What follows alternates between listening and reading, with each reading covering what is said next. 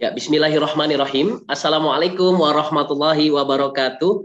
Masih dari lantai dasar Sentral Bisnis Jakarta Islamic Center, Radio GIC, Suara Peradaban Islam Jakarta. Alhamdulillahirrahmanirrahim. Senang sekali Bang Dipo Osman kembali hadir menemani ruang dengar Anda. Tentunya berkat Allah Subhanahu wa taala yang selalu memberikan kita nikmat sehat walafiat sehingga kita bisa bersua walau hanya lewat udara. Mudah-mudahan di hari ini kita semua mendapatkan limpahan rahmat dan Allah curahkan kepada kita semua.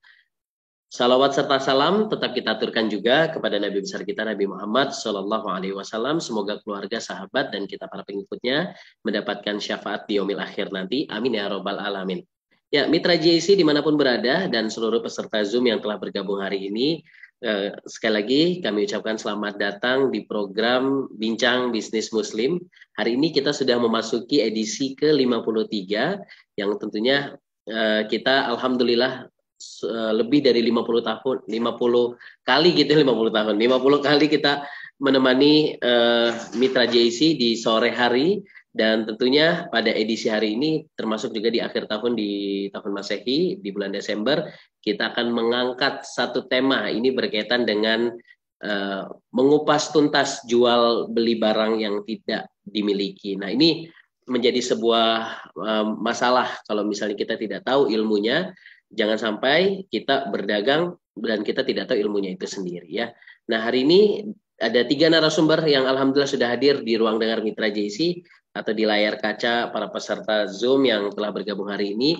Ada Dr. Kausar Riza Salman MSI, alhamdulillah beliau sudah hadir di tengah-tengah kita, dan kita juga insya Allah akan ditemani oleh narasumber selanjutnya yaitu Dr. Nanang Son Haji yang alhamdulillah sudah hadir juga di tengah-tengah kita. Nanti kita akan sapa. Dan terakhir adalah Prof. Cipto Hadi Sawarjono MEC PhD yang merupakan guru besar dari Unair Surabaya ya atau Malang. Dan Mitra JC buat Mitra yang ingin bergabung silakan kirimkan pertanyaannya di 081215549288. Nanti insya Allah pertanyaan yang sudah masuk kita akan jawab di hari ini. Kalaupun tidak nanti di lain kesempatan kita akan jawab. Baik, langsung saja kita akan menyapa yang pertama ada Dr. Kausar Riza Salman. Assalamualaikum warahmatullahi wabarakatuh, Dr. Kausar. Waalaikumsalam warahmatullahi wabarakatuh, Bang Dipo. Apa kabar, Dr. Kausar? Sehat ya? Alhamdulillah sehat walafiat. Alhamdulillah. Semoga Bang Dipo dan mitra JIC juga seluruhnya sehat semuanya. Alhamdulillah. Iya, senang sekali kita bisa berjumpa kembali, Dr. Kausar, walau lewat Zoom. Angka COVID-19 juga cukup baik ya di sana ya, artinya sudah melandai ya, Dr. Kausar ya? Iya, Surabaya. Semoga juga terus mengalami pelandaian. Ya, semoga Bang Dipo. Iya, baik. Terima kasih Dr. Kausar. Selanjutnya kita juga akan menyapa Dr. Nanang Son Haji. Assalamualaikum, Dr. Nanang. Waalaikumsalam warahmatullahi wabarakatuh, Bang Dipo. Ya, pertanyaan yang sama. Sehat ya, alhamdulillah ya. Baik, sekali lagi terima kasih Dr. Nanang atas waktunya pada siang menjelang sore hari ini. Dan alhamdulillah sudah 2 narasumber kita juga sudah hadir. Dan memang terakhir Bang Dipo ingin tanya juga Prof. Cipto Hadi Sawarjono atau Prof. Cip, yang langsung saja Prof. Cip juga nanti memberikan gambaran dan tema kita hari ini seputar kupas tuntas jual beli barang yang tidak dimiliki. Kita akan menyapa dulu Prof. Cip. Assalamualaikum, Prof. Waalaikumsalam. Iya. Apa kabarnya Prof. Cip? Sehat ya? Baik, alhamdulillah. Baik, alhamdulillah. Senang sekali kita bisa bersua kembali di Zoom hari ini gitu, tanggal 16 Desember 2021.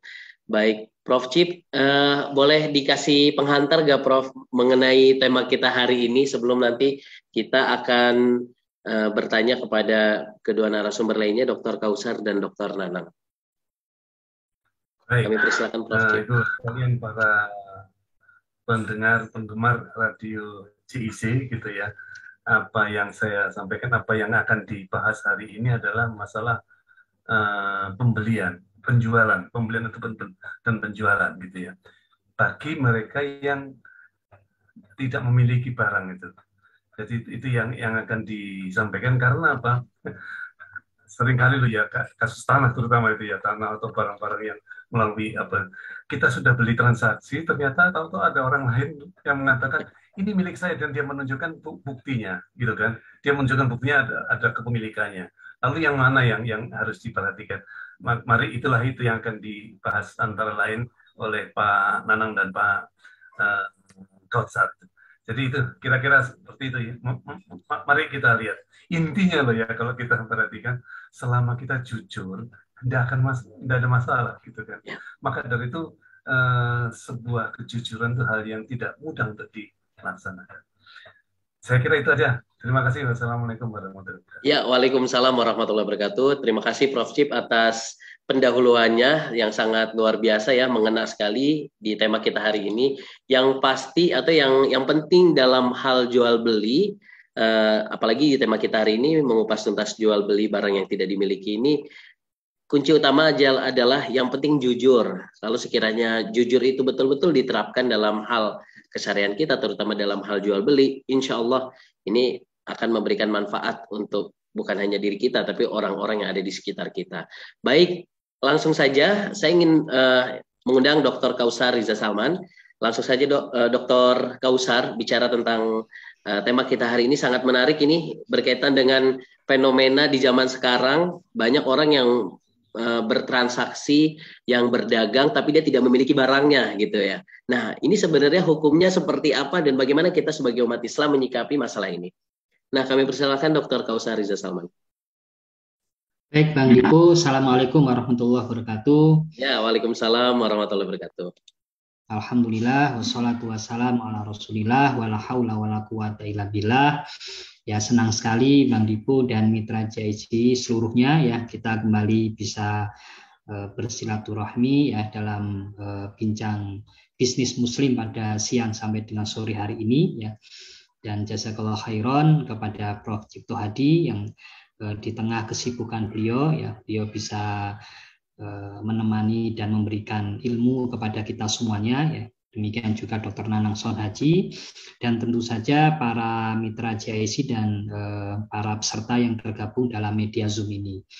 Kita sudah mendengarkan tadi apa yang disampaikan Prof. Cipto Hadi ya, selain beliau menjelaskan tentang pentingnya ya prinsip kejujuran ya, karena memang itu nanti ya muaranya adalah pada kita menjaga hak orang lain, Bang Dipo dan juga mitra JIC ya, karena di dalam syariat Islam itu ya kita dilarang untuk memakan ya harta sesama kita ya dengan jalan yang tidak benar. Dan tentu ya yang kita bahas hari ini ya itu masuk ya dalam kategori ya mengambil atau memakan harta orang lain dengan jalan yang tidak benar ya, sehingga banyak ulama yang memasukkan ya salah satu syarat dalam jual beli itu adalah ya menjual barang yang harus dia miliki ya, sehingga menjual barang yang tidak dimiliki ya itu ada hal yang dilarang, meskipun nanti juga perlu kita sampaikan Bang Dipo dan mitra JIC bahwa ada juga nanti yang yang dibolehkan ya, ada juga nanti menjual barang yang tidak dimiliki tapi yang dibolehkan. Dan salah satu ulama yang menjelaskan itu adalah Syekh Muhammad bin Shalih Al-Utsaimin dalam kitab beliau Al-Halal wal Haram bil Islam. Itu menjelaskan bahwasanya barang yang diperjualbelikan itu harus milik dari pihak penjual ya. Beliau sebutkan itu dalam salah satu babnya Bang Dipo, yaitu menjual sesuatu yang tidak dimiliki. Apa sebetulnya dalilnya ya, ketentuan syariatnya ya. Yang pertama ya, karena menjual barang yang tidak dimiliki itu masuk dalam kategori memakan harta sesama kalian dengan jalan yang tidak benar ya. Itu difirmankan Allah Subhanahu wa taala dalam Al-Qur'an surah An-Nisa ayat ke-29 ya. Masuk dalam keumuman ya, memakan harta orang lain dengan jalan yang tidak benar. Ya, Allah berfirman, ya ayyuhallazina amanu la ta'kulu amwalakum bainakum bil batil illa an takuna tijaratan an taradin minkum.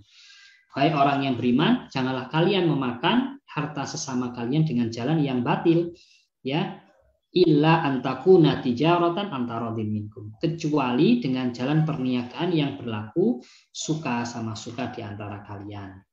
Dan ini dijelaskan ya bahwasanya ya orang yang pemilik barang ya tentu tidak akan ridho ya, nggak akan rela kalau barangnya itu diperjualbelikan oleh pihak lain ya tanpa izin darinya ya, sehingga menjual barang yang tidak dimiliki itu masuk dalam keumuman ya larangan dari ayat tersebut ya.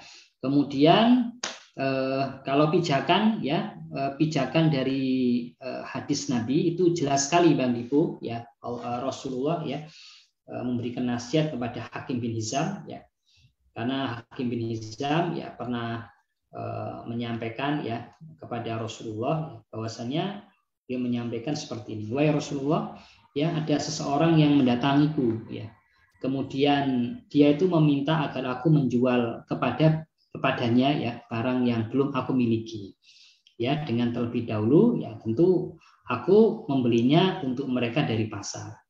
Bagaimana wahai Rasulullah? Kemudian Rasulullah alaihissalam menjawab, la tabi' ma laysa indak. Ya, jangan engkau jual barang yang tidak ada padamu. Ya.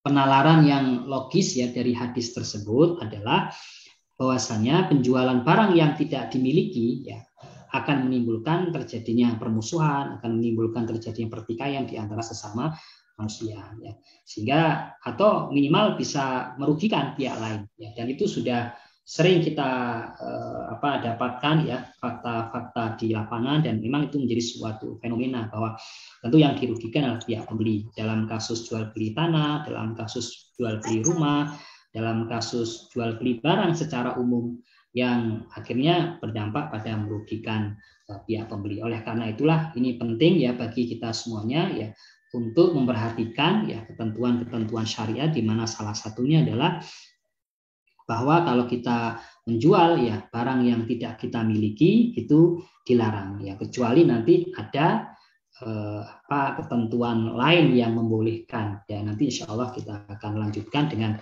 pengecualian yang memang diatur dalam syariat ya terkait dengan menjual barang yang tidak dia miliki. Sementara itu dulu Bang Dipo ya, pendahuluan dari saya. Saya kembalikan ke Bang Dipo. Ya baik, sekali lagi kami ucapkan terima kasih kepada Dr. Kautsar Riza Salman. Tadi sudah dijelaskan Mitra JC dan seluruh peserta bahwa salah satu syarat dalam jual beli sebagaimana tadi disebutkan oleh para ulama diantaranya adalah Syekh Muhammad bin Shalih Al-Utsaimin dalam kitabnya Al-Halal dan Al-Haram fil Islam. Jadi barang yang diperjualbelikan adalah milik dari pihak penjual. Beliau disebutkan dalam satu bab yaitu menjual barang yang tidak dimiliki, ya, yang tidak ia miliki. Nah, menjadi sebuah pertanyaan tadi yang nanti kita akan bahas bersama-sama lebih detail lagi. Tapi setelah ini berkaitan dengan ternyata diperbolehkan. Kira-kira apa yang, apakah ada yang diperbolehkan dalam hal ini? Nanti kita akan bahas bersama-sama. Tapi sebelumnya kita juga akan mendengarkan Dr. Nanang Sonhaji, masih berkaitan dengan tema yang sama, bagaimana sikap kita sebagai seorang Muslim jual beli barang yang tidak dimiliki. Nah, kami persilakan Dr. Nanang ingin menjelaskan di sudut mana ini, Dr. Nanang? Baik, terima kasih Bang Dipo. Assalamualaikum warahmatullahi wabarakatuh. Ya, waalaikumsalam warahmatullahi wabarakatuh. Allahumma shalli ala Muhammad wa ala ali Muhammad. Alhamdulillah pada kesempatan hari ini kita masih bisa saling berdiskusi, bertolabul ilmi, ya, saling memberi kemanfaatan. Salam hormat saya yang pertama kepada guru saya, Profesor Cipto Hadi Sawarjono. Semoga beliau selalu diberikan kesehatan. Amin ya robbal alamin. Dan seluruh rekan-rekan saya dari teman-teman di Radio GIC dan para pendengar setia Bincang-Bincang Muslim. Jadi seperti halnya tadi di awal pembukaan, Prof. Cip menyampaikan bahwa topik kita hari ini adalah topik yang sangat menarik, yaitu di mana ada jual beli, ya, tapi barangnya ini adalah barang yang bukan milik kita. Ya, memang ada hadis yang melarang bahwa Nabi Muhammad SAW itu melarang untuk menjual barang yang bukan milik kita. Namun kita akan membahas ini, ya, dari hadis tersebut, ya, para ulama, para ahli tafsir, ya, memberikan pandangan ada beberapa kriteria yang ternyata memperbolehkan, gitu ya, barang tersebut meskipun bukan milik kita. itu bisa diperjualbelikan. Ini dasarnya seperti tadi disampaikan oleh Ustadz Dr. Kausar ya, saya cuplik bagian dari surat An-Nisa, illa ang takuna tijaratan antaradim minkum. Artinya apa? Yaitu kecuali jual beli yang dilakukan dengan saling rela, gitu Bang Dipo. Jadi kalau kita garis bawahi dengan saling rela ini, maka ada kemungkinan kalau begitu ketika ada barang yang bukan milik kita, ya, asalkan si pemilik barang tersebut rela, maka jual beli tersebut menjadi sah, begitu. Nah, seperti kita ketahui Bang Dipo, gitu ya, seperti kita ketahui sebenarnya jual beli itu memang ada syaratnya itu Bang Dipo ya. Jadi setidaknya ada 3 syarat supaya itu bisa sah ya, memenuhi syarat halal dan sesuai dengan syar'i. Yang pertama adalah saling rela. Kemudian yang kedua, pelaku transaksi ya, si penjual maupun si pembeli adalah orang yang diperkenankan syariat untuk mengadakan transaksi. Jadi ini ada syariatnya. Dan yang ketiga, pelaku transaksi tersebut adalah pemilik atau pengganti peran pemilik. Nah, di sini ini Bang Dipo. Jadi ketika ada syarat ini, maka muncul ya, pengecualian yang diperbolehkan seseorang untuk menjual barang yang bukan miliknya. Yaitu siapa saja? Yang pertama adalah wakil, ya, mudarib, ataupun orang biasa di kalangan umum kita mengenal istilahnya adalah perantara atau maklar. Ya. Jadi seringkali kita mengenal istilah maklar atau perantara begitu ya. Siapa ini yang jadi maklarnya? Siapa yang jadi perantara? Ternyata profesi itu diperbolehkan. Diperbolehkan. Nah, wakil dalam akad ijarah ini atau wakalah bil ujrah adalah orang yang diizinkan oleh si pemilik barang untuk bertransaksi dengan hartanya pada waktu ia masih hidup.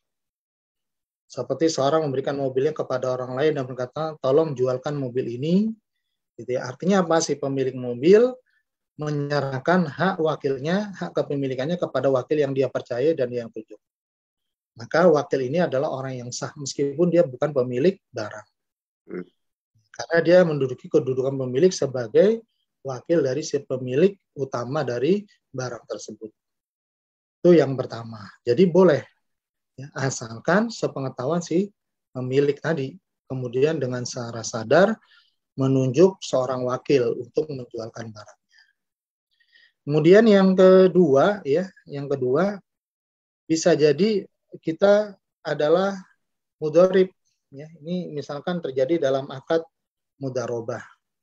Ya, jadi dalam akad mudharobah disebut juga dengan akad kerjasama bisnis, ya, di mana ada pihak yang memiliki modal, ya, dan ada pihak yang mengelola. Jadi ada si pemilik modal dan ada si pihak yang mengelola modal. Nah, pihak pemilik modal ini diistilahkan dengan sohibul mal. Ya. Dalam terminologi syariah itu seringkali kita sering mendengar istilahnya sohibul mal, yaitu pemilik modal. Sedangkan pengelolanya disebut dengan mudharib. Nah, pengelola ini ya dapat ditunjuk untuk menjual barang yang menjadi milik si sohibul mal. Dan atas keuntungan tersebut ya bisa dilakukan melalui kesepakatan apakah keuntungan tersebut sudah ditentukan jualah ya. Misalkan ketika ini sudah mencapai harga sekian, maka lebihnya buat mudharib. Atau kalau ada keuntungan, pembagiannya ditentukan di awal. Mau dibagi 30-70, 40-60, 50-50. Akad itu ya harus disampaikan di awal antara sohibul mal dengan mudharib. Nah, ini yang kedua itu Bang Dipo ya, yang bisa. Nanti ada yang ketiga, ada yang keempat, dan selanjutnya.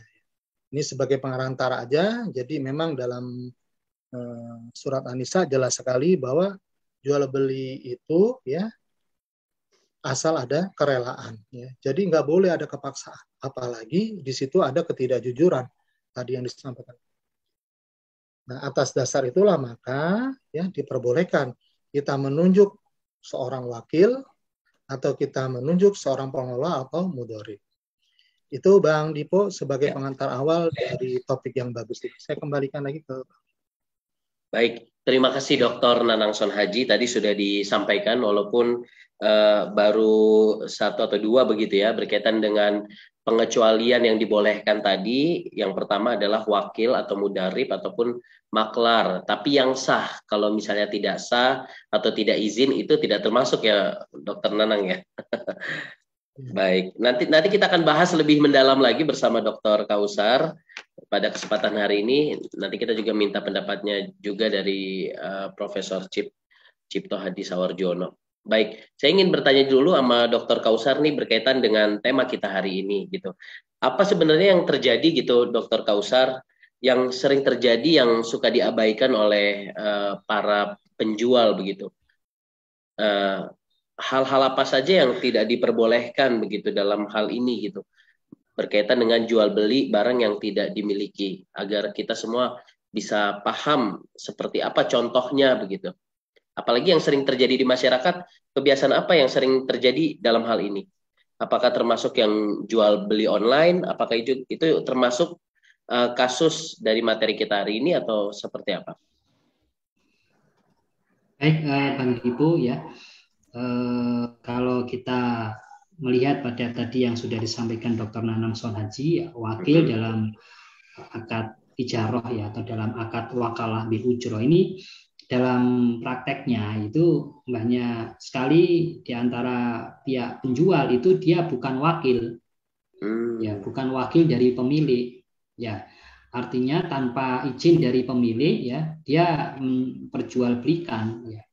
Banyak penjual-penjual online itu ya, dia memasang foto produk yang tidak ada dalam kepemilikan dia, dan tidak izin dan juga tidak izin ya, tidak ada kesepakatan apapun dengan pihak pemilik barang, dan ini yang sering terjadi ya, sehingga nanti dalam kasus-kasus seperti ini ya, tentu nanti yang dirugikan adalah pihak pembeli ya. Pihak pembeli sudah bayar, kemudian ternyata barangnya nggak sesuai dengan apa yang diperjanjikan, dan kemudian ketika pihak pembelinya klaim atau meminta ganti rugi ya, atau meminta penjelasan konfirmasi ke pihak penjual nggak bisa menyampaikan karena memang dia tidak melakukan kepemilikan atas harta tersebut gitu kan, atas barang tersebut. Kemudian yang kedua, kalau dalam akad mudorobah tadi juga sudah disampaikan Dr. Nanang, dalam kenyataannya ya mudorib itu ya tidak jujur ya dalam menyampaikan ya laporan keuangan ya, karena yang menyampaikan laporan keuangan itu kan pengelola ya, karena pengelola itu memiliki informasi yang lebih baik dibandingkan dengan sahibul mal ya. Misalnya ketika itu seharusnya ya mengalami kerugian gitu ya, kemudian dibuatlah ya dengan nilai laba tertentu gitu ya, sehingga dengan laba itu dia juga mendapatkan bagi hasil ya, padahal dalam kondisi sebetulnya usaha itu mengalami kerugian, atau misalnya dalam prakteknya itu ya terjadinya kerugian itu ya karena salah urus ya, karena mismanagement dari pihak pengelola, artinya karena kelalaian pengelola. Maka seharusnya kalau karena kelalaian pengelola dalam pengelolaan jual beli barang miliknya sahibul mal ya, mestinya pengelola itu yang harus menanggung kerugian. Kemudian kalau dalam praktek jualah ya, ini yang poin yang ketiga ya, meneruskan apa yang sudah disampaikan, maklar Bang Dibu. Al-ju'ul itu artinya maklar. Maklar dalam akad jualah. Ya misalnya ada pihak agen jasa ya memperjualbelikan rumah ya. Kemudian atau maklar pribadi itu atau kelompok ya, itu di al-ju'ul ya. Artinya dia mendapatkan fee atau mendapatkan ujroh ya dengan berbasiskan pada prestasinya atau kinerjanya. Artinya kinerjanya dia mampu untuk menjual barang. Ya, kalau dia mampu untuk menjual barang baru dia mendapatkan fee. Untuk terjual maka dia belum dapatkan fee. Dalam prakteknya bisa jadi maklar itu dia menjual barang ya dengan harga yang tidak diketahui oleh pihak pemilik. Ya, sebetulnya maklar itu bisa menggunakan dua ketentuan ya Bang Dipo. Yang pertama itu dia sepakat dengan pihak pemilik barang ya dengan harga dasar yang diminta oleh pihak pemilik ya. Misalnya pihak pemilik, oh ini satu barangnya ini nanti yang diterima oleh pihak pemilik adalah 10.000, ya silakan Anda jual di atas 10.000 itu, maka menjadi miliknya al-ju'lunya, maklar. Atau dengan harga jual yang sudah disepakati dengan pihak penjual, nanti pihak maklarnya misalnya jual ya dengan harga 20.000, nanti Anda mendapatkan fee ya misalnya 2,5% dari 10.000. Ya bisa, tapi ketika misalnya menggunakan ketentuan yang kedua, tapi dia memarkup harga, ya, memarkup harga tanpa diketahui oleh pihak pemilik. Ya, oleh karena itu ya kita ya dalam praktek ini kan sebetulnya lebih kepada praktek bisnis ya, praktek bisnisnya itu ya baik itu dalam akad wakalah bil ujroh atau ijaroh, kemudian dalam mudorobah ya, dalam al-ju'lu ya maklar itu, maka hendaknya mentaati apa yang sudah disepakati di awal, karena dalam sebuah hadis dijelaskan al-muslimuna ala syurutihim, orang-orang yang beriman itu di atas syarat-syarat yang sudah ditentukan ya. Jadi hendaknya kita mengikuti ketentuan-ketentuan yang ada di dalam akad yang sudah disepakati. Ya, seperti itu Bang Dipo ya. Itu dari akad jualah yang tadi, perantara dalam akad jualah itu perantaranya diistilahkan dengan al-ju'lu ya, karena salah satu riwayat ya dalam Ibnu Abbas, beliau mengatakan ya la ba'sa an yaqul, ya tidak masalah pemilik barang mengatakan bi hadza thawb, ya jualah kain ini ya, famazada ala kadza wa kadza fahuwa, jika laku lebih dari sekian ya, lebih dari sekian itu selisihnya menjadi miliknya perantara tadi ya. Jadi ini dia perantara itu memperjualbelikan barang yang bukan milik dia, tapi dia mendapatkan izin dari pihak pemilik dengan perkataan atau ucapan pemilik tadi, jualah kain ini. Itu. Seperti itu Bang Dipo ya, dan nanti setelah ini ada yang lain yang terkait dengan wasiat, wali, dan juga pengawas atau nadir wakaf. Saya kembalikan dulu ke Bang Dipo. Baik, terima kasih Dr. Kausar Riza Salman yang tadi sudah menyampaikan mengenai akad-akad apa saja begitu. Pengertian dari jual beli barang yang tidak dimiliki ini adalah pengecualian yang dibolehkan. Tadi sudah disampaikan adalah wakil, yaitu pengelola atau mudarib ya, dan perantara ataupun maklar. Tanda kutip maklar yang positif ya begitu ya, yang memiliki izin secara resmi. Apabila tidak memiliki izin resmi ya berarti dia bukan maklar yang dimaksud atau yang pengecualian tadi yang sudah disampaikan oleh Dr. Kausar dan Dr. Nanang Solhaji. Baik, sebelum kita masuk ke Prof. Chip, nanti kita juga akan menyapa seluruh peserta yang bergabung hari ini ataupun mitra JIC. Saya ingin bertanya juga berkaitan dengan tema kita hari ini, lagi-lagi Dr. Nanang, seringkali kita membahas masalah ini ya, yang tidak jelas itu goror begitu ya. Nah, sebenarnya perbedaan antara jual beli barang yang tidak dimiliki sama goror ini apakah sama atau letak perbedaan yang signifikan apa itu, Dr. Nanang? Apakah ini juga termasuk perbuatan yang goror begitu? Ya, baik Bang Diko ya.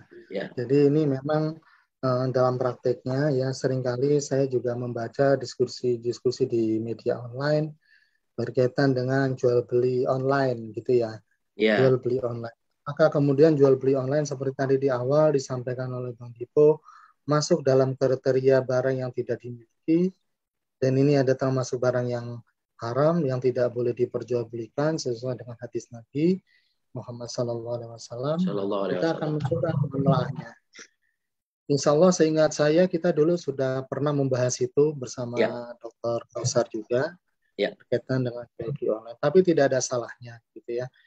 Nah ini juga akan kita singgung juga apakah jual beli modal ini adalah jual beli yang horor, yang abu-abu, yang tidak jelas gitu. Ya memang kalau kita lihat sekarang ini karakteristik dari kondisi lingkungan yang ini menyebabkan pandemi COVID itu kita harus pandai-pandai melakukan strategi pemasaran. Pandai-pandai juga memasarkan produk-produknya pada customer dengan berbagai keterbatasan, baik itu keterbatasan karena kebijakan dari pemerintah, PPKM, maupun keterbatasan karena memang situasi ekonomi kita yang kurang begitu baik, ya. Daya beli masyarakat turun dan sebagainya. Sehingga muncullah ide untuk jual beli online. Kita lihat saat ini jual beli online itu ada memang yang barang itu adalah milik si penjualnya. Ya, ada yang memiliki penjualnya, dia memiliki lapak, dia memiliki domain, kemudian dia jual secara langsung, direct, hanya saja yang membedakan adalah medianya. Kalau yang selama ini konvensional dia bertemu di pasar, jual beli tatap muka langsung, transaksinya langsung. Kalau sekarang dia tidak bertemu secara langsung, tapi secara virtual melalui online media internet. Komunikasi tetap ada, bukti transaksi tetap ada, tetapi pembeli dan penjual kadang-kala tidak saling bertemu bertatap muka, tidak saling kenal, tetapi identitasnya saling mengetahui begitu. Nah, saya mencoba ada salah satu akad Bank Dipo ya, yang ini bisa menggambarkan bagaimana ini bisa masuk ke dalam ranah topik kita hari ini, yaitu akad salam. Di akad salam ini kita contohkan ya. Jadi seringkali kita lihat jual beli online itu si pemilik itu tidak memiliki barang, tetapi dia kemudian didesain sedemikian rupa menjadi suatu brosur atau katalog, kemudian diupload, ditampilkan dalam salah satu lapak di online. Itu ya Bang Diko ya. Nah, pertanyaannya adalah apakah ini merupakan transaksi yang tidak diperbolehkan. Sekarang kita melihatnya dari sisi yang positif saja. Seandainya itu diperbolehkan, lalu bagaimana caranya agar itu diperbolehkan? Ya, supaya kejadian atau transaksi semacam ini bisa diperbolehkan, maka kita bisa pilih akadnya adalah akad jual beli salam. Ya, akad jual beli salam. Kenapa demikian?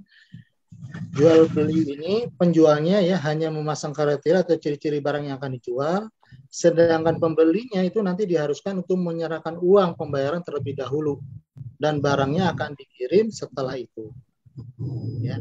Nah, kalau begitu, ya ini kembali lagi tadi yang disampaikan oleh Prof. Cipto Hadi Sawarjono di awal. Kejujuran itu menjadi penting. Makanya ketika dia memasang katalog, ketika dia mengkriteriakan produknya yang mau dijual, itu harus jujur. Itu ya, harus jujur. Sehingga apa? Karena si pembeli, bayar ini tidak memiliki kemampuan untuk mengontrol secara langsung produk tersebut. Kan dibelinya secara online. Pembeli yang cerdas itu biasanya dia akan menelusuri ya dari historis pembeli-pembeli sebelumnya bagaimana komennya. Oh, barangnya puas, barangnya sesuai dengan katalog, pengirimannya cepat, barang sudah sampai, fungsinya sesuai dengan yang dijanjikan. Ini adalah menimbulkan atau menjadi salah satu nilai tambah dari si penjual dari situ. Nah, ini akad salam boleh itu Bang Dipo. Jadi barangnya belum dimiliki, tetapi si penjual ini sudah bisa meyakinkan kepada si pembeli bahwa dia bisa mendatangkan barang tersebut sesuai dengan spesifikasi informasi yang bisa disaringkan atau diinformasikan dalam katalog tersebut secara jujur. Itu boleh. Itu Bang Dipo ya dalam perkembangan praktik yang seperti saat ini. Mungkin Ustadz Dr. Kausar bisa menambahkan karena ini topik kita yang lalu Ustadz. Ya saya pikir ini juga menarik ya karena teman-teman juga saat ini masih bingung ini kalau jual beli online itu barangnya enggak. Tema kita hari ini berkaitan dengan kupas tuntas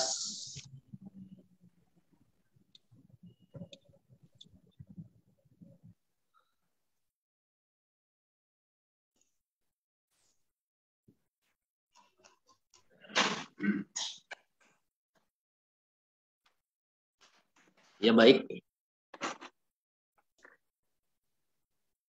alhamdulillahirobbilalamin. Tadi agak sempat ada kesalahan teknis tadi, tapi tidak masalah begitu.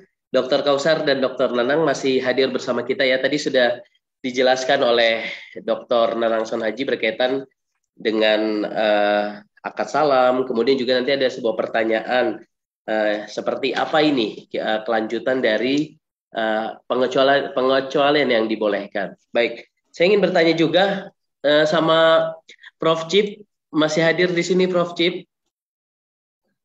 Masih, silakan. Alhamdulillah. Prof. Cip, ini gimana komentarnya Prof. Cip berkaitan dengan ini? Selain tadi sudah diberikan opening ya, kejujuran itu menjadi satu kunci di tema kita hari ini. Karena dengan sikap jujur itu, insya Allah sebenarnya jual beli ini ya sebenarnya akan baik-baik saja seperti itu. Baik Pak Adi gitu ya, dari kepada semuanya. Kalau menurut saya melihatnya dalam prakteknya saja gitu ya. Jadi kalau kita membeli barang online gitu ya, antara lain seringkali barangnya disajikan menurut foto-foto gitu ya. Lalu kita belinya. Atau kita yang sering juga dilakukan itu adalah beli barang-barang fixed asset gitu ya. Kalau kita bisa bicara beli tanah, beli mobil atau segala macam, itu seringkali bukan fixed asset saja, ternyata barang bergerak juga. Tapi barang yang besar-besar itu seringkali terjadi. Nah, intinya kalau kita perhatikan kejujuran kan, kalau dia memang menyatakan dengan apa adanya gitu ya, seringkali kita beli barang, barang yang dikirim berbeda dengan fotonya gitu kan, akan gimana? Itulah yang namanya kejujuran. Ya, saya akan ngomong kepada teman saya, tetapi intinya boleh atau tidak gitu kan, haram atau tidak gitu kan, kalau kita membeli barang. Nah, seharusnya loh ya, itu yang menjadi kalau dengan apa namanya media atau segala macam itu ada perjanjiannya, itu kan ada. Jadi kita menjadi wakil, oke. Tetapi seringkali juga kalau kita beli barang, tanah atau mobil atau segala macamnya, hanya kepercayaan saja yang disampaikan. Nah, itulah yang maka dari itu kita sebagai pembeli tolong diperhatikan hal ini karena ada aturannya di dalam agama kita. Monggo dilanjutkan. Saya kira itu aja. Iya. Baik, alhamdulillah. Terima kasih Prof. Cip ya. Tadi sudah dijelaskan ya. Sebenarnya kalau dalam hal jual beli ya antara foto dan kenyataannya harus sesuai gitu ya. Kemudian juga sebelum adanya transaksi jual beli itu seharusnya ada yang namanya perjanjian ataupun akad yang tadi sudah dijelaskan ya, agar masing-masing kedua belah pihak baik itu penjual dan pembeli tidak ada satu yang dirugikan atau satu yang dikecewakan ya. Apalagi sekarang sering terjadi masalah-masalah ini ya, tidak sesuai dengan foto. Nah, ini bisa sesuai dengan ada hukuman wabarakatuh. Iya, kepada narasumber saya ingin bertanya, bagaimana kalau menjual barang yang sifatnya jasa dan saya melewati orang ketiga ataupun maklar, tapi ini resmi semua, ini hukumnya apa? Oh, ada dua pertanyaan. Yang pertama, menjual beli tapi sifatnya jasa, dan kedua melewati maklar yang sampai ada tiga tapi ini resmi semua begitu. Mungkin menjual rumah ke A, si A mengamanahkan si B ke C, jadi prosesnya agak panjang. Nah, ini seperti apa hukumnya? Kami persilakan Dr. Kausar untuk bisa menjawab pertama. Baik, Bang Dipu, jadi pertanyaannya berkaitan dengan akad jasa ya. Akad jasa itu akad ijarah ya, akad ijarah. Dalam prakteknya ya, misalnya berjenjang gitu ya, itu namanya paralel ya, paralel. Kalau dalam akad sewa itu juga kita kenal dengan istilah sewa ijarah dan ijarah lanjut. Ijarah dan ijarah lanjut. Jadi pihak penyewa itu menyewakan kembali ya, pihak penerima jasa ya bisa atau diperbolehkan dia untuk itu menyewakan kepada pihak lain. Ya, demikian pula dalam akad jualah ya, akad jualah perantara ya, perantaranya tadi bertingkat itu yang lebih dari satu tingkat. Yang penting itu pihak pemilik itu ya bertransaksinya dengan pihak yang pertama ya, dan kemudian diinformasikan ya. Diinformasikan artinya tidak ada pihak yang dirugikan ya dengan adanya jumlah perantara yang demikian ya.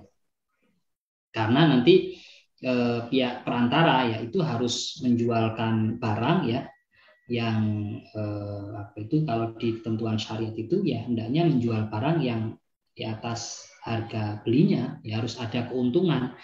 Ya beda dengan pihak pemilik barang sendiri. Misalnya saya sebagai pemilik barang, ya saya mau jual barangnya itu laba atau saya mau jual barangnya rugi, tidak masalah Bang Dipo, karena saya sebagai pemilik dari barang tersebut. Tapi kalau saya mewakilkan kepada pihak lain, pihak lain di sini posisinya sebagai perantara, ya al-ju'lu, ya kemudian disepakati harga jualnya sekian, ya.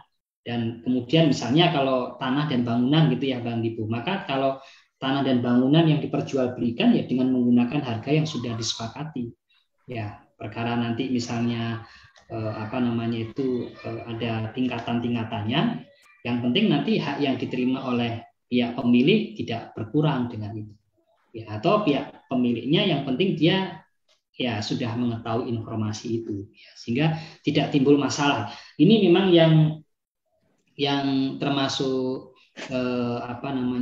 ajaran Islam itu lengkap ya Bang Dipo, artinya nanti sampai pada aturan yang nanti berpotensi untuk merugikan ya satu atau dua pihak itu juga diatur, jangan sampai nanti merugikan, itu juga diatur, sehingga yang penting dikomunikasikan tadi kita bahas di dalam surah An-Nisa tadi, ila antakuna tijaratan antara minkum. Itu yang terkait dengan perantara. Mungkin tadi pertanyaan yang pertama tadi apa ya Bang Dipo ya? Oh iya, yang selanjutnya berkaitan dengan yang maklar 3 orang itu. Ada tiga orang resmi, tapi dia seperti maklar begitu. Apa ini hukumnya apa begitu? Ya saya rasa yang penting sudah dikomunikasikan, ya sudah disampaikan ya, dan dalam akad jualah itu ya masing-masing pihak tahu. Ya, masing-masing pihak tahu.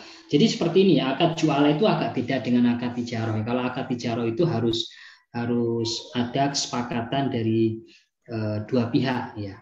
Jadi nanti misalnya dalam akad ijarah itu ya baru bisa berakhir kalau dua-duanya sepakat. Tapi kalau akad jualah itu salah satu pihak misalnya pihak pemilik sudah nggak berkenan dengan perantara, itu dia bisa memubarkan ya, atau akad itu berakhir ya. Jadi yang disampaikan dan ditanyakan tadi terkait dengan jumlah perantara 3 ya, berapa, yang penting nanti pihak pemilik tahu ya jumlahnya berapa sih, berapa persen, yang penting tahu berapa persen nanti, dan nanti jumlah itu akan diserahkan kepada al-ju'lu atau perantaranya, sehingga nggak ada pihak yang dirugikan. Itu prinsipnya dalam syariah, itu menjaga haknya masing-masing, hak pemilik dijaga, demikian juga perantara dijaga. Demikian Bang Dipo. Ya, terima kasih Dr. Kausar. Nampaknya jelas ya apa yang tadi sudah disampaikan dan dijawab oleh langsung Dr. Kausar berkaitan dengan pertanyaan tadi, bagaimana jasa, dan kedua maklar yang banyak begitu, asalkan ada kejelasan antara penjual dengan maklar itu, insya Allah sebenarnya tidak apa-apa. Nanti tinggal bagaimana proses jual belinya nanti. Yang penting harus sama-sama tahu, intinya seperti itu. Baik, kita langsung menyapa kembali, ada peserta Zoom yang bergabung juga, selain tadi Mitra JC yang bergabung juga melalui WhatsApp kami. Ini ada dari Irma Subagio. Mungkin ada salah satu yang bergabung hari ini. Saya ingin bertanya, bagaimana dengan reseller yang menjual barang hanya berdasarkan katalog dari penjual? Dia tidak tahu kondisi aslinya. Nah, ini seperti apa hukumnya? Kami persilakan Dr. Nanang Son Haji dalam hal ini. Kami persilakan untuk bisa menjawabnya. Ya. Terima kasih Bang Dipo. Ya, ini pertanyaannya bagus sekali dari Bu Irma.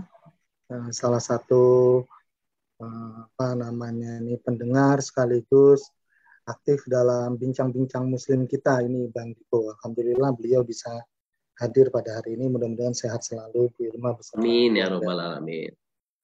Jadi memang betul yang saat ini seperti tadi yang saya sampaikan, jadi perkembangan teknologi ditambah lagi dengan kebutuhan konsumen dengan memanfaatkan dan beradaptasi dengan perubahan lingkungan, maka muncullah penjualan-penjualan model online.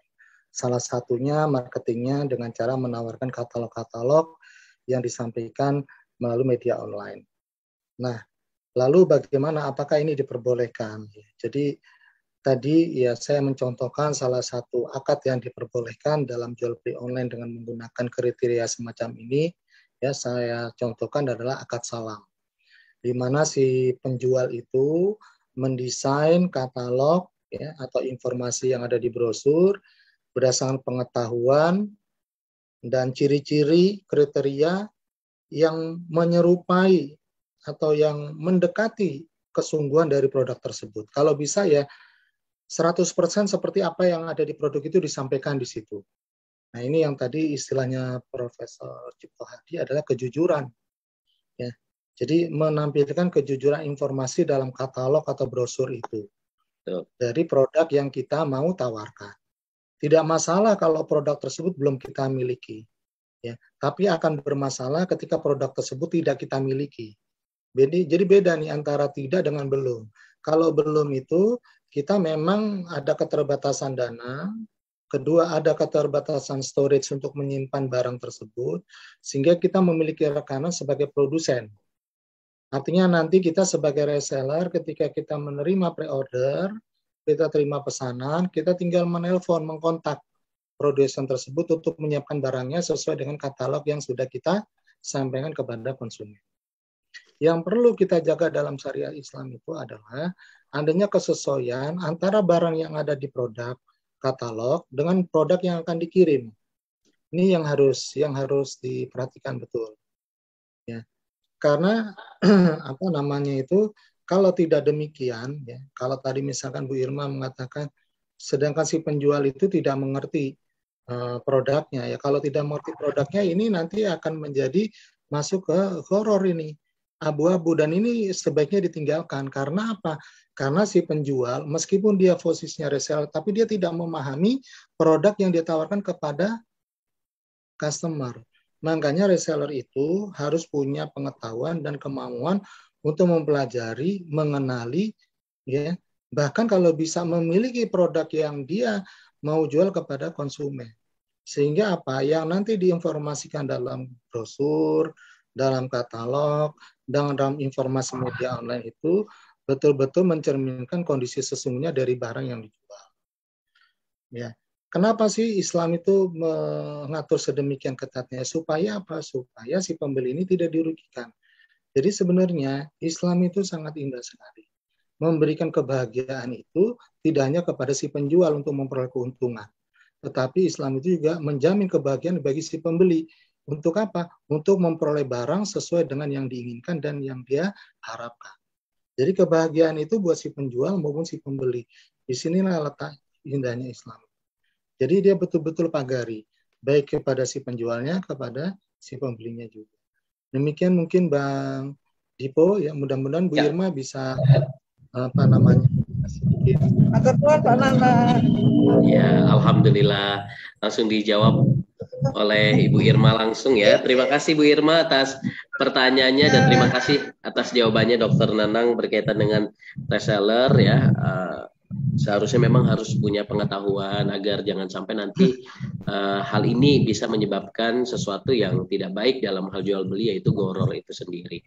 Baik, selanjutnya kami persilakan Dr. Kausar karena sebenarnya ini waktu kita juga sangat terbatas, tapi ada materi-materi yang belum kita bahas nih berkaitan dengan pengecualian yang diperbolehkan. Nah, kami persilakan Dr. Kausar untuk melanjut, mungkin sebagai penutup juga. Ya, baik, mungkin ringkas ya, nanti Bang Dipo ada hal lain ya, ada posisi lain yang posisi ini juga menduduki kedudukan sebagai pemilik ya, menduduki kedudukan ya, bukan pemilik yang sebenarnya. Yang berikutnya itu adalah orang yang diberikan wasiat, Bang Dipo. Seorang yang diberikan wasiat ya untuk bertransaksi ya untuk seseorang setelah dia meninggal. Jadi setelah meninggal nanti misalnya ada seorang yang ketika masih hidupnya dia menyampaikan wasiat kepada pihak lain ya, nanti setelah saya meninggal ya saya wasiatkan, karena wasiat itu maksimal sepertiga ya Bang Dipo dalam hadis ini, karena sepertiga itu sudah banyak. Ya, maksimal misalnya sepertiga atau bahkan seperempat itu lebih baik. Seperempat. Tolong dikelola ya, dan dimanfaatkan, atau kalau memang seperti itu bisa dijual dan disampaikan kepada pihak yang membutuhkan. Jadi ada pihak yang diberikan wasiat ya. Kemudian yang berikutnya adalah wali ya. Wali Bang Dipu ya, misalnya wali dari harta anak yatim ya. Banyak sekali ayat-ayat di dalam Al-Qur'anul Karim yang menjelaskan ketentuan-ketentuan syariat ya berkaitan dengan harta anak yatim. Jadi harta anak yatim itu ketika anak yatimnya masih belum balik dan belum cerdas ya dalam mengelola harta, maka itu tugasnya wali. Ya, jadi wali itu mengelola harta ya. Kalau nanti anak yatimnya sudah cerdas ya, sudah balik dan cerdas dalam mengelola harta, maka dikembalikan ya harta itu kepada anak yatim ya. Kemudian selanjutnya ya, yang terakhir itu adalah pengawas ya. Pengawas ini yang kita maksudkan adalah nazir wakaf. Ini pernah dipraktekkan ya oleh Umar bin Khattab dan juga para sahabat yang lain. Beliau itu mewakafkan ya tanah Khaybar ya, hasil rampasan perang ya, aset yang paling beliau miliki, yang paling besar ya nilainya dari aset yang beliau miliki itu beliau sampaikan kepada nazir wakaf untuk dikelola. Siapa nazir wakafnya beliau? Beliau mengatakan yang mengelola adalah Hafsah. Hafsah itu adalah putrinya beliau, ya putri Umar bin Khattab. Dan kemudian orang-orang yang memiliki pemikiran cerdas di antara keluarganya. Maka Hafsah ini itu dia diangkat Umar sebagai nazir. Dengan nazir itu ya, status nazir itu dia mengelola. Ya, dia bukan pemilik ya, karena pemiliknya adalah Umar bin Khattab. Ya. Kemudian dia mewakafkan harta itu kepada pengelola ya, agar dikelola dan nanti hasilnya untuk orang-orang miskin ya. Jadi nazir wakaf itu mengelola dan nanti hasilnya adalah untuk fakir miskin, dan nazir itu berhak untuk mendapatkan upah yang jumlahnya wajar ya. Jadi dari uraian tadi yang kita sampaikan bahwa hukum asal menjual barang yang tidak dimiliki itu adalah diharamkan ya, hukum asalnya, sehingga kita dalam berjualan hendaknya memperhatikan demikian, kecuali ketika status kita adalah sebagai wakil, status kita sebagai mudorib, status kita sebagai perantara dalam akad jualah.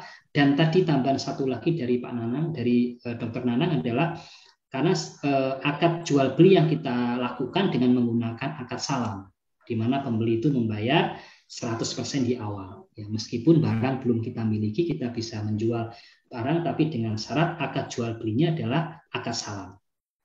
Ya, dengan ketentuan-ketentuan yang jelas, sehingga untuk meminimalkan adanya ngoror tadi, ketidakjelasan. Makanya hendaknya brosur ya, seperti yang tadi ditanyakan Bu Irma, brosurnya harus didesain yang lengkap ya, yang mencerminkan barang itu ya, karakteristik barang secara lengkap ya, sehingga nanti pihak pembeli bisa mengetahui ya, dan nanti dia tanggung jawab dari pihak penjual ya, harus menyerahkan barang sesuai dengan apa yang sudah dia janjikan ya.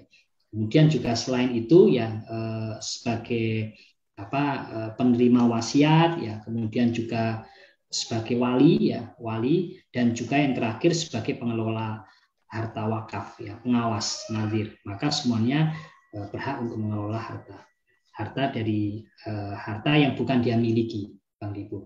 Demikian, semoga bermanfaat untuk para mitra GIC seluruhnya. Saya kembalikan ke Bang Dipu. Ya, baik. Terima kasih Dr. Kausar Reza Salman. Berkaitan dengan tema kita hari ini, jual beli barang yang tidak dimiliki, sebenarnya hukum asalnya adalah diharamkan, kecuali tadi yang sudah disebutkan oleh Dr. Kausar, mulai dari wakil, kemudian mudarib, kemudian juga pengawas, wasiat, dan lain-lain. Nah, tadi sudah dijelaskan, mungkin yang terlambat bisa ulang lagi gitu ya siaran kita hari ini agar lebih jelas dan lebih paham. Dan ini bukan hanya bagi penjual saja, kita sebagai pembeli akhirnya paham bagaimana hukum jual beli itu sendiri ya. Jangan sampai kita termasuk golongan orang yang tidak tahu sampai akhirnya kita terjerumus kepada hal yang dilarang dalam jual beli Islam. Terima kasih Dr. Kausar Salman. Nah, selanjutnya Dr. Nanang Son Haji pengen minta kesimpulan begitu. Catatan akhir di pertemuan kita hari ini, karena sejujurnya ini sering banget terjadi di, bukan hanya di online tapi di pasar-pasar pun ini sangat sering terjadi. Bang Dipo sering temukan kejadian-kejadian seperti ini. Nah, untuk itu kami persilakan Dr. Nanang. Baik, terima kasih Bang Dipo. Jadi sebagai penutup, ya, setidaknya kita harus bisa memetik ilmu ya dari diskusi kita hari ini, yaitu ada 3 syarat sah transaksi jual beli berkaitan dengan pelaku transaksinya. Ya, yang pertama tadi disampaikan berdasarkan firman Allah di surat An-Nisa, ada saling kerelaan. Kemudian yang kedua, bahwa pelaku transaksi adalah orang yang diperkenankan syariat untuk mengadakan transaksi. Artinya orang itu tidak dalam kondisi tertekan, dipaksa, atau dalam kondisi sedang sakit jiwa. Kemudian pelaku transaksi adalah pemilik barang itu sendiri atau pengganti peran pemilik yang diperkenankan oleh syariat. Ada 4, ada wakil, ada nadir, ada mudharib, gitu ya. Itu semuanya diperkenankan. Sehingga di sini Islam memberikan jaminan kebahagiaan baik kepada si penjual, si pemilik barang, maupun kepada si pembeli yang akan membeli barang. Semoga apa yang sedikit ini membawa keberkahan ilmu bagi kita semua. Saya kembalikan kepada Bang Dipo. Baik, terima kasih Dr. Nanang. Ini melengkapi sekali ya di tema kita hari ini. Jadi transaksi Islam itu terutama hal dalam jual beli sangat luar biasa ya. Bagaimana ada kejelasan di dalamnya, kejujuran, kemudian juga bagaimana dibenarkan dalam syariat. Ini Masya Allah kalau ini betul-betul diterapkan dalam keseharian kita, terutama dalam hal jual beli, insya Allah semua akan makmur, semua akan senantiasa mendapatkan keberkahan keseluruhannya ya. Ya, baik. Saya ingin minta kembali Prof. Cip sebagai catatan akhir ini yang kita tunggu-tunggu juga ini, pembahasan dari Prof. Cip sebagai catatan akhir dan komentar terakhir nih di tema kita hari ini, kupas tuntas jual barang, beli barang yang tidak dimiliki. Kami persilakan Prof. Cip. Iya, betul. Ya. Jadi ibu sekalian para penggemar radio GIC gitu ya. Jadi kalau menurut pendapat saya setelah kita mendengarkan apa yang telah didiskusikan tadi, intinya kalau itu tadi yang saya sampaikan, kejujuran. Kalau semuanya itu ditepati, itu akan menjadi enak sekali gitu ya. Jadi siapa saja tidak akan dipersulit gitu kan. Jadi akan enak sekali, baik penjual maupun pembeli, supaya disampaikan, dilaksanakan. Jadi apa yang disampaikan ini, apa yang telah disampaikan oleh Pak Nanang dan Pak Kautsar ini, jadi mari kita mari kita ikuti bersama, gitu ya. Mari kita ikuti bersama dan kita laksanakan, bahwa Islam sudah mengatur segala macamnya sampai detail. Mari kita tinggal pelaksananya tergantung pada kita sendiri. Kalau kita insya Allah kita laksanakan, tidak akan menjadi masalah semuanya. Rasanya itu aja Pak Hadi yang saya sampaikan. Baik, terima kasih. Saya berasa ada di puncak sekarang ya. Pembahasannya begitu naik dan menukik tajam dan ditutup dengan Prof. Cip yang sangat luar biasa berkaitan dengan kejujuran. Apabila kejujuran itu betul-betul diterapkan dalam hal jual beli, kita akan enak sekali tadi ya. Jadi apa yang disampaikan, ayo kita ikuti bersama, karena Islam telah mengatur begitu jelas dan mengatur begitu kompleks berkaitan dengan hukum jual beli itu sendiri. Terima kasih sekali lagi Prof. Cipto Hadi Sawarjono, Guru Besar Universitas Erlangga Malang atau Surabaya yang telah bergabung hari ini. Ya, terima kasih Prof. Cip ya atas waktunya. Terima kasih juga Dr. Kautsar dan Dr. Nanang, dan kami juga ucapkan terima kasih sebesar-besarnya buat seluruh peserta Zoom yang telah bergabung hari ini.